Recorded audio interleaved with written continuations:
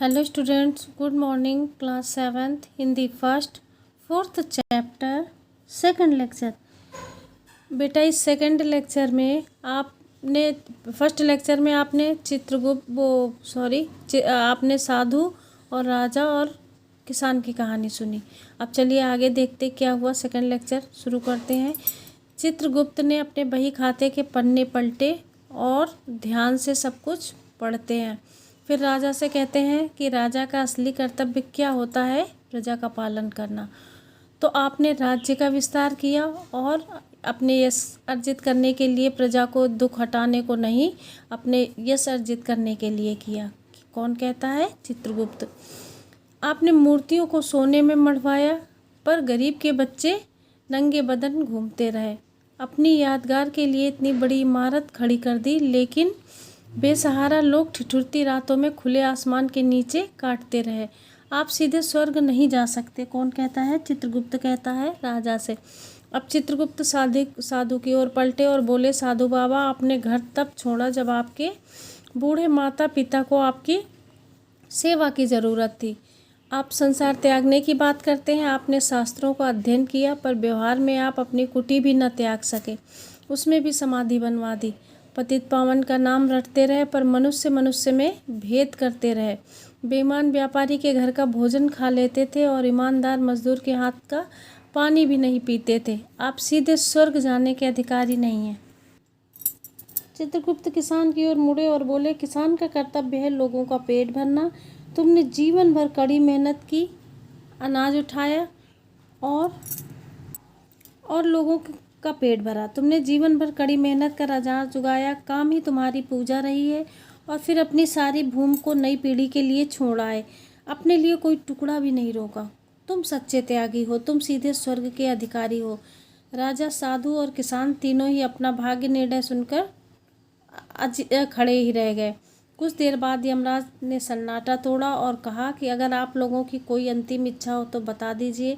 तब राजा ने महल, साधु ने कुटी और किसान ने अपना परिवार देखने की इच्छा प्रकट की। तो यमराज ने कहा, आंखें मीचिए, मेरे कहने पर ही खोलिएगा। तथास्तु। राजा सोच रहा था महल में उसके ही चर्चे होंगे, लोग बिलख रहे होंगे, पर उसने देखा युवराज के राज्याभिषेक की तैयारियां हो रही हैं और लोग युवराज की प्रशंसा कर रहे। उनकी चर्चा कहीं नहीं है। राजा घबरा कर चीखा, और जो नर्तकियां जो उसका मन बहलाती थी वो युवराज को आकर्षित करना चाह रही थी। राजा इसलिए चीखने लगा और उसने कहा, मुझसे अब देखा नहीं जा रहा है। तो साधु ने सोचा, लोग उसकी समाधि पर जमा होंगे और पूजा कर रहे होंगे। धूप और अगर की सुगंध से कुटी महक रही होगी, पर वहाँ कोई ना था। उसने उसका सामान जो था वो भी लोग ले गए थे। साधु निराश होकर बड़बड़ाया, और यहाँ अब देखने को ही क्या है? कौन कहता है? साधु। अब किसान को डर था कि उसके बैल भूखे बंधे होंगे, पर उसने देखा कि बैलों को भूसा पड़ा है और पत्नी की आंखें गीली हैं, पर बेटे को समझा रही थी, बेटा उठ, बैल ले जा, खेतों में पानी नहीं लगा, तेरे पिता की मेहनत से बोए खेत सूख जाएंगे। यमराज ने पूछा, देख चुके किसान? किसान आंखें नीचे ही गिड़गिड़ाया, थोड़ी देर और प्रभु, बेटे को खेत सींचते देख लूँ। पर यह समय समाप्त हो गया था। आंखें खोलिए, यमराज की आवाज़ गूंजी। सबने आंखें खोली। राजा घोर यातनाओं में खड़े रहे। साधु के आगे सिर्फ काला अंधकार था। महाशून्य साए साए कर रही थी, और किसान के आगे फलदार पेड़ों की एक राह थी। यमराज और उनका दरबार अब किसी के सामने नहीं था। अब बेटा ये आपका लेक्चर फिनिश होता है। आप लोग अपना होमवर्क नोट कीजिए। ये मौखिक प्रश्न है, ये वन वर्ड आंसर है, तो ये आपको बुक में फिल करना है। किन 3 आदमियों की मृत्यु एक साथ हुई थी? तो किसकी हुई थी? आप चैप्टर पढ़ेंगे और इसके आंसर लिखेंगे। राजा, साधु और किसान। राजा, साधु और किसान की मृत्यु कहाँ कहाँ और कैसे हुई? राजा की मृत्यु महल में हुई और किसान की झोपड़ी में, साधु की झोपड़ी में और किसान की खेत में। साधु की अंतिम इच्छा क्या थी?